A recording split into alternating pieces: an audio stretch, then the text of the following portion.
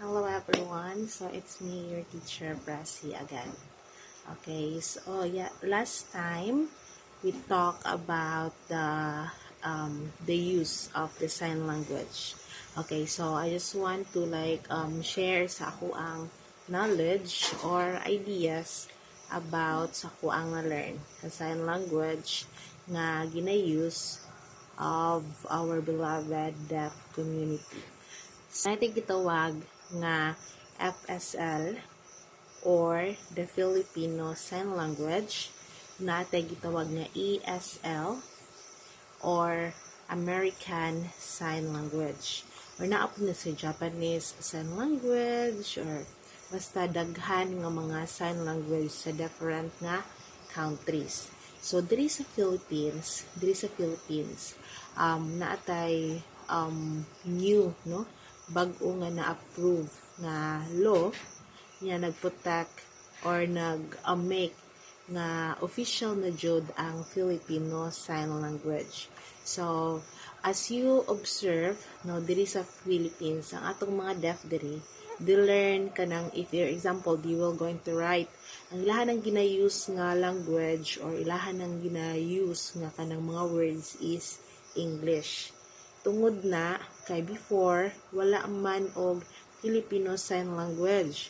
So the way to communicate kay mao nang ga-learn sila og sign language jud nga ang available is ang ESL or ang gitawag nga American Sign Language. So mo na ila nang gina-learn ang ESL. So that is why dili pud kalayuan, no, ang difference sa sign language sa American and sa Filipino. So, let's give example jud no nga how man nga makaingon ta nga dili sila kalayuan. For example, we have sa ESL the A, B, C, D, E, F, G. Lister G. Sa G. Sa to ang FSL, we have A, B, C, D, E, F, G. Okay? H, I, J, K, L, M, N, O, P, Q, R, S, T, U, V, W, T. Ang T di ay U, V. Ang T nila na, T. Ang sa FSL, this one, T, U, V, W, X, Y, and Z. So, same jud sila, no? So, mo na siya nga kanang, as you observe, usay ako po nga kanang mag-sign ko. I am using FSL na. Pero ang akong inistoryaan, most jud kay daghan jud og kanang mga words nga akong i-speak or akong i-istorya nga samtang mag-sign language ko kay mag-English jud ko. Why ang other ana nga mga words gikan ang pag-learn ako ana is English man jud siya. But the difference po between sa ESL and the FSL kay ang FSL they tried to make it nga kanang natural or bitaw kanang natural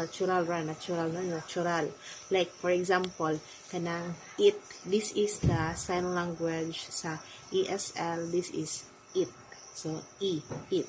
Pero if naa ka sa FSL we do like this, kamot na it, ana siya.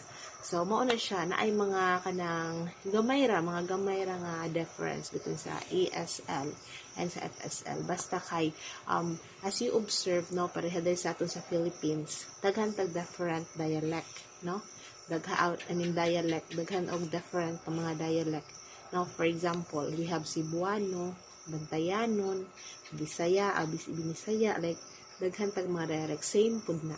So in communication with deaf, ayaw mo og fight with them. For example, namoy na learn yung new sign language, then inyuhan nang na learn sa other deaf, then makakita mo og other nga deaf na pod, then different pud ang ihang sign, then mo tell mo nga wrong man imong sign, why man na. So not na, okay, not na sakto, because if for example ang other deaf gikan siya sa other nga place, so if naa siya different nga sign, atuan nang i-accept as from hearing community, atuan nang i-accept, then atuan na siyang kanang i-adapt na to nga kana ang ilahang atong i-follow ang deaf nga language yung ihang gi-teach na to. So mag-adjust ta sa hearing community because only deaf community ang naay right nga kanang motel if ang sign is right ba or wrong ba.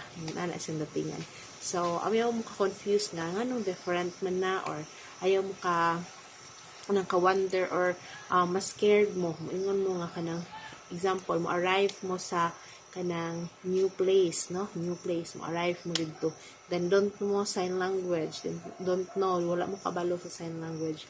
Don't be scared. Kay why? Maybe ang ilahang sign language dito is different from what you've learned. So ako personally, ako ang ginado kay have ko mga na-meet na nga different nga mga deaf sa lain-lain nga lugar no kay kanang for example before nag-teach ko sa CTU.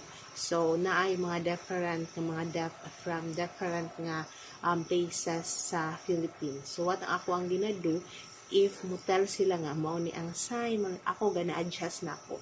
So ako ang gina-accept ang ilang sign na okay, thank you for helping me to understand. Sometimes for example if don't know ta sa ilahang design, we can just do let them write or pwede ra jud mag pa-finger spell nato sa ilaha para ma-aware ta.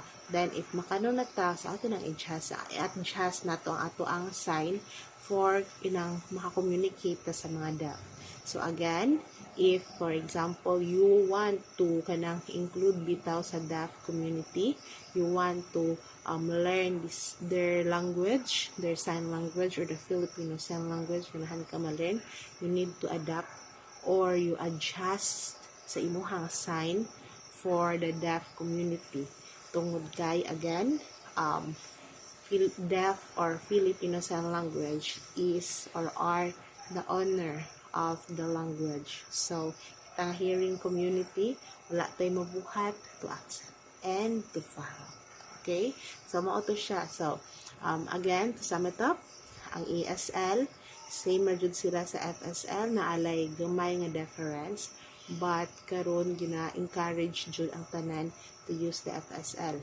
The difference between ESL and the FSL, ang ESL kay more on detailed siya, inang like for example na adjud siya for example like na letter E na adjud siya 8 ana bitaw nang ang ilang teach kana ana bitaw mura siya kanang more on na adjud siya mga like example bag, no, this one is for bag ESL, no, but if FSL pwede ra jud ana or sling ano ra bitaw understand very mo using your eyes. And also in sign language we have pod gitawag nga kanang gesture signs. Okay, so that's why don't be scared to communicate sa mga deaf kay paano na jud mag-use ka ng mga natural gesture nga signs, maka-understand na jud na sila. Then naapod tayo gitawag nga home sign. Okay, so katong mga deaf na wala nag-school, so mag-learn lang sila sa ilang own sign language, so that's their home signs. So I hope I help you understand and you learn about ESL and the FSL and different sign language. So next sini kay video, maybe I will be sharing to you about my experiences, how I've learned sign language, or what is the reason why I learning sign language. Thank you so much for watching. See you for the next video. Bye bye.